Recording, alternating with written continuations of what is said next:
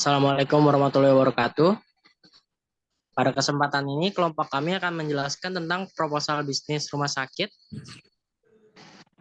Berikut anggota kelompok kami ada James Edward, Taufik Ihsan Maulana, Fauzan Yasid Almunif, Ahmad Syarif, Wisma Jaya Laksana, dan saya sendiri Fajrin Muriski.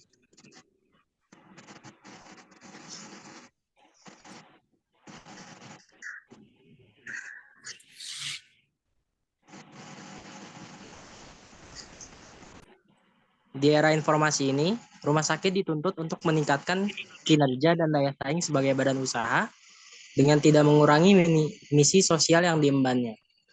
Rumah sakit harus merumuskan kebijakan-kebijakan strategis pada internal organisasi, manajemen, dan SDM-nya, serta harus mampu secara cepat dan tepat mengambil keputusan untuk peningkatan kualitas inovatif, efektif, efisien, dan tentu saja menguntungkan bagi pemilik modal dengan tidak mengabaikan misi sosialnya.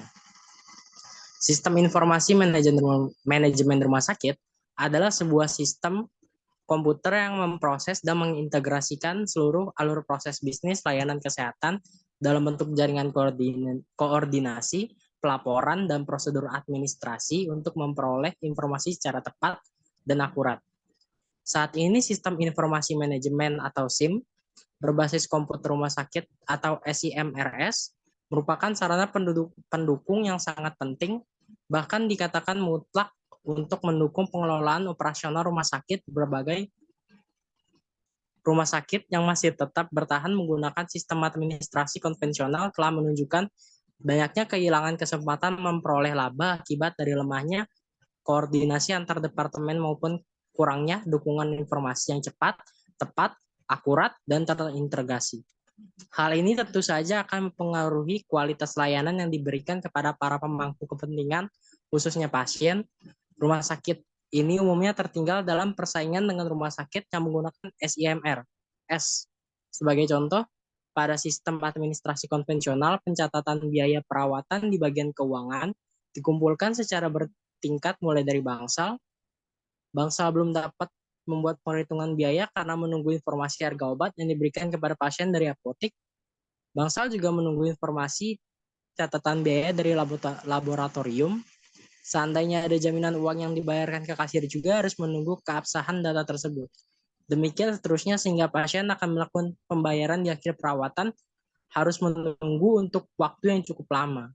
Belum lagi ada unsur subjektivitas perhitungan yang dilakukan oleh masing-masing bangsal atau ruangan, karena ada rumah sakit yang memberi wewenang kepada kepala ruangan untuk mengestimasi sendiri tingkat kemampuan pasien dan beberapa tindakan di masing-masing ruangan ini jelas akan menimbulkan akibat yang kurang baik, di mana pendapatan rumah sakit menjadi berkurang dan insentif untuk jasa medis dipotong secara sepihak yang pada akhirnya akan menimbulkan standar ganda perawatan.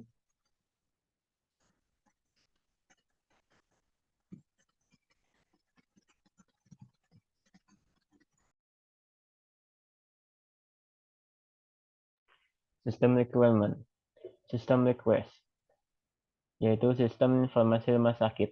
Yang pertama ada project sponsor, yaitu pimpinan rumah sakit. 2. Business needs atau kebutuhan bisnis. Antara lain, yang pertama ada meningkatkan pelayanan kesehatan yang baik dan efisien kepada pasien rumah sakit. 2. Membantu meningkatkan taraf kesehatan untuk semua masyarakat sekitar. 3. Memudahkan masyarakat untuk berobat. Yang keempat, membantu guna proses diagnosis pasien secara tepat dan menyederhanakan prosedur medis yang dibuat. Adapun business value-nya itu atau yang perlu dicermati dari business value ini antara lain yang pertama adanya faktor sumber daya manusia sebagai kunci dalam organisasi yang intinya berada pada moralitas atau morality. Yang kedua, kemampuan dalam cara memberikan pelayanan dengan baik atau delivery kepada pasiennya tersebut.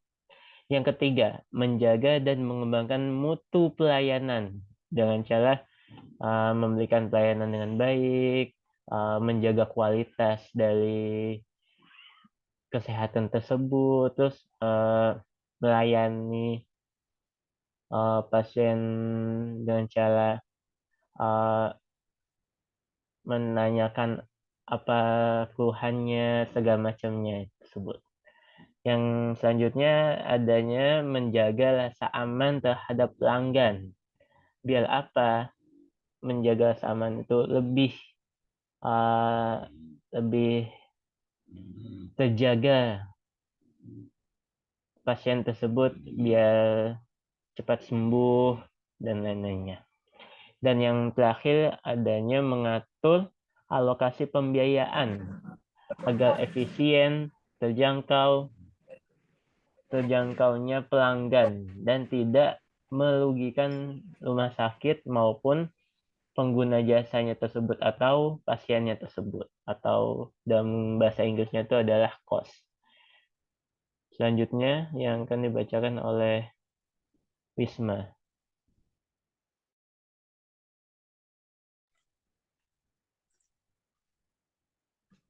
Jadi dalam bisnis value, pelanggan datang berobat ke rumah sakit akan sangat bergantung kepada kelima dimensi tersebut. Ada sebagai pengguna jasa rumah sakit datang karena mengakui kualitas pelayanan yang baik. Indikatornya adalah pasien datang berobat kemudian sembuh dan tidak kambuh lagi. Kemudian ada turunnya kasus pulang paksa dan rendahnya infeksi nosokomial. Ada juga yang datang ke rumah sakit karena cara pelayanan yang ramah, enak dilihat, terampil, cepat dalam memberikan pelayanan, serta tidak berbelit-belit atau delivery. Indikatornya adalah jarang adanya keluhan pasien tentang cara pelayanan dan turunnya kasus pulang paksa. Sebagian pasien datang berobat ke rumah sakit karena SDM rumah sakit sabar dalam memberikan pelayanan dan sangat menjunjung tinggi harkat pasien sebagai manusia yang harus diperlakukan sebagai manusiawi. Indikatornya adalah tidak adanya keluhan pasien terhadap SDM rumah sakit dan turunnya kasus pulang paksa. Sebagian pasien datang karena merasa bahwa keamanannya terlindungi, artinya tumbuh keyakinan bahwa berobat di rumah sakit ini akan sembuh dan tidak ada rasa khawatir akan terjadi sesuatu yang lebih buruk. Indikatornya adalah berkurangnya pulang paksa, dan pada sisi lain pasien datang karena pembiayaannya yang terjangkau dan transparan. Indikatornya adalah turunnya pasien kabur atau bad debt. Di lain kesempatan, pasien datang ke rumah sakit karena keamanan yang terjamin.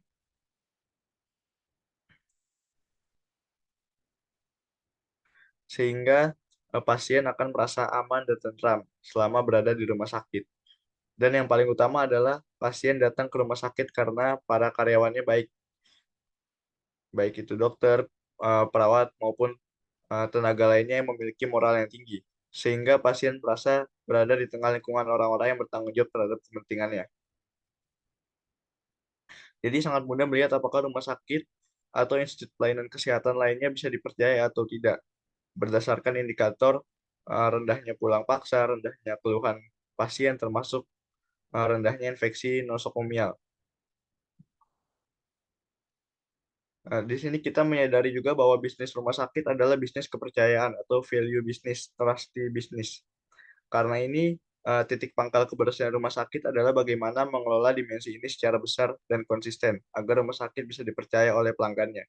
Untuk itu diperlukan perangkat yang tepat melalui manajemen strategis sebagai jembatan menuju tujuan yang ingin kita capai. Dan di sini kita dalam pengelolaan rumah sakit akan menunjukkan 5 value tersebut untuk mendapatkan kepercayaan masyarakat, sehingga masyarakat bisa memilih rumah sakit ini daripada rumah sakit yang lainnya. Bisnis recruitment. Modul-modul pelayanan SIM rumah sakit di setiap lini pelayanan mulai dari A. Modul registrasi pasien, B. Modul rawat inap, C. Modul rawat jalan, D. Modul rawat darurat, E. Modul rekam metodik, F. Modul keuangan. Fasilitas analisis. Technical Feasibility. Rumah sakit merupakan sebuah lembaga yang dapat akan teknologi dan informasi dengan pertukaran data yang kompleks. Dalam melaksanakannya, melakukan pelayanan kesehatan masyarakat, banyak sekali aliran data dan informasi yang terjadi. Agar dapat memberikan pelayanan yang maksimal kepada masyarakat, Data dan informasi yang banyak itu harus diolah dengan efektif dan efisien. Selain akan memudahkan pasien atau pelanggan dalam mendapatkan informasi mengenai layanan yang tersedia serta memberikan kemudahan proses.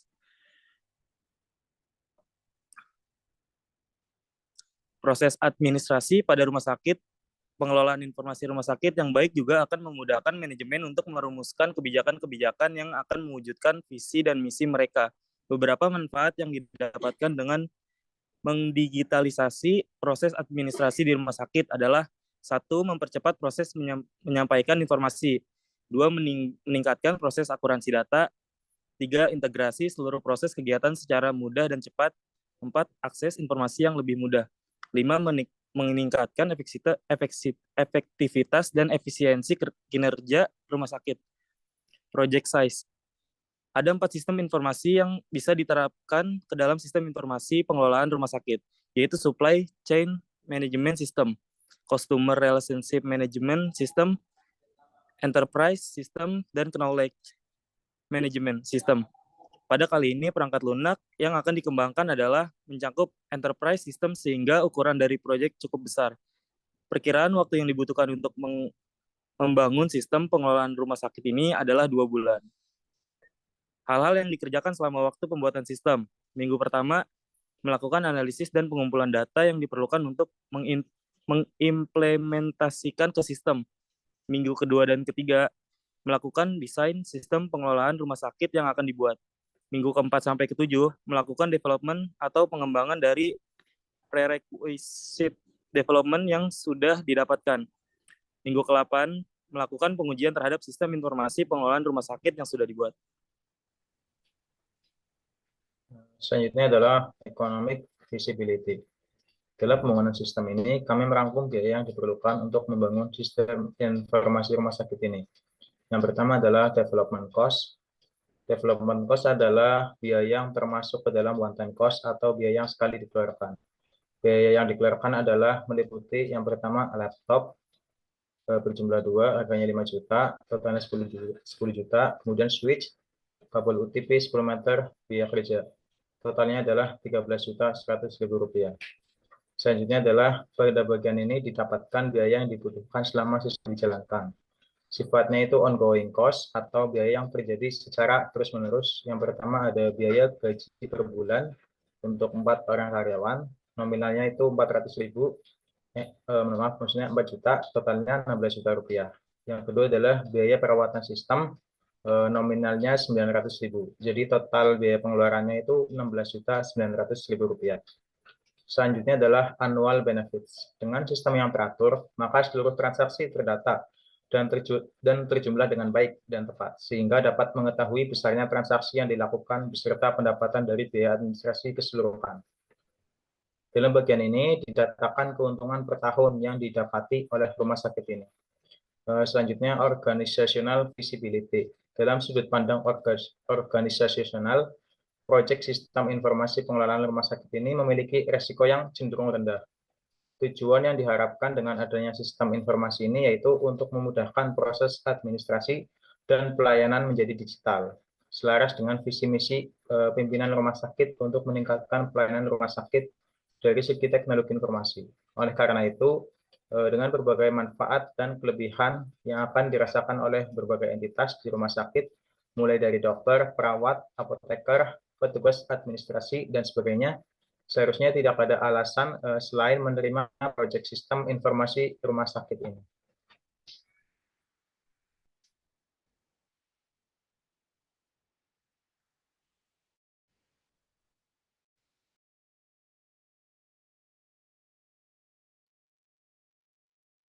Berikut adalah gambaran fungsionalitas dari sistem rumah sakit. Pertama, dokter akan memberikan diagnosa sesuai keadaan pasien dengan memeriksa pasien dan melihat jejak rekam medis pasien, sehingga dokter dapat meresepkan obat serta mengisi rekam medis pasien untuk kemudahan dokter selanjutnya. Selanjutnya, apoteker akan menyerahkan obat sesuai resep yang telah ditulis dokter. Lalu pihak administrasi akan menghitung pembayaran yang akan disampaikan kepada admin untuk diolah kemudian transaksinya. Admin di sini akan bertugas memaintenance berbagai macam data seperti data rekam medis, data pasien, data obat, serta data dokter, juga melakukan beberapa pengolahan seperti pengolahan transaksi dan pengolahan laporan. Maintenance data rekam medis akan dikerjakan bersama dokter yang mengisi rekam medis. Untuk maintenance data pasien akan dikerjakan bersama bagian pendaftaran yang juga mengisi daftar pasien. Untuk pengolahan transaksi akan dikerjakan bersama administrasi yang akan menghitung pembayaran untuk proses transaksi. Untuk pengolahan laporan akan dikerjakan bersama pimpinan yang akan bertugas sebagai pemeriksa laporan.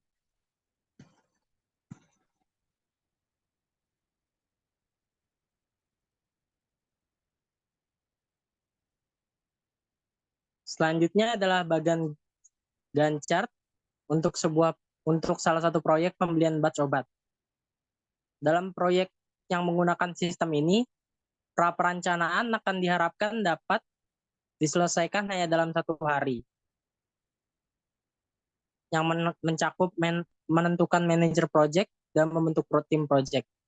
Perencanaan akan diharapkan selesai dalam 4 hari kerja, mencakup identifikasi kebutuhan obat, menganalisis jumlah konsumsi obat, mendata jenis dan jumlah obat yang ingin dibeli. Pelaksanaan diharapkan selesai dalam waktu 5 hari. Mencakup pembelian batch obat, pengiriman dan penerimaan obat, pengecekan obat yang diterima. Setelah itu akan ada proses pasca pelaksanaan yaitu monitoring batch yang diharapkan selesai dalam waktu 7 hari. Selanjutnya akan ada penutupan yang mencakup penutupan pembelian batch yang diharapkan selesai dalam 2 hari.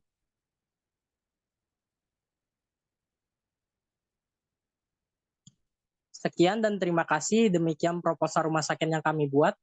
Kegiatan yang kami selenggarakan ini tidak akan berjalan lancar tanpa ridho Allah Subhanahu wa Ta'ala serta dukungan dari berbagai pihak yang bersangkutan. Oleh karena itu, kami memohon bantuan serta dukungan dari Bapak, Ibu, Saudara agar kegiatan ini dapat berjalan lancar sebagaimana semestinya. Atas perhatian dan kerjasama Bapak atau Ibu, kami ucapkan terima kasih.